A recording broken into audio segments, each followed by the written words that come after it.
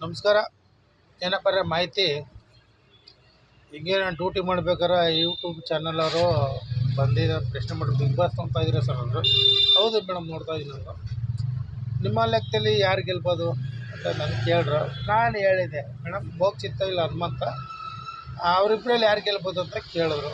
ಇಲ್ಲ ಮೇಡಮ್ 100% ಹನುಮಂತ ಗೆದ್ದೇ ಗೆಲ್ತಾನೆ ಅಂತ ಹೇಳಿದೆ. ಅದೇ ಒಬ್ಬ ಆಟೋ ಚಾಲಕ ಅದೊಂದು ಮಾತು ಹೇಳಿದಾಗ ನಿಮಗೆಲ್ಲ ನಿಗಾ ಇಲ್ಲ.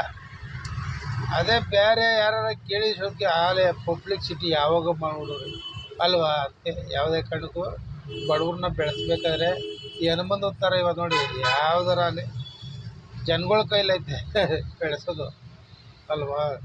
ಅದರ ನಮ್ಮದು ಒಂದು ಶೇರ್ ಮಾಡಿ, ನಮಗೂ ಒಂದು ಲೈಕ್ ಕೊಡಿ. ನಾವು ಹಲ್ವಾ ಇಚ್ಛೆಗಳು ಮಾಡ್ತಾಯಿರ್ತೀವಿ, ನಮಗೇನೋ ಒಂದು ಲೈಕ್ ಬರೋದು ನಮಗೊಂಥರ ಖುಷಿ. ಅದರಿಂದ ಈ ಎರಡು ಮಾತು ದಯವಿಟ್ಟು ಫಾಲೋವರ್ಸ್ ಆಗಿ ನಮ್ಮನ್ನು ಸ್ವಲ್ಪ ಬೆಳೆಸಿ.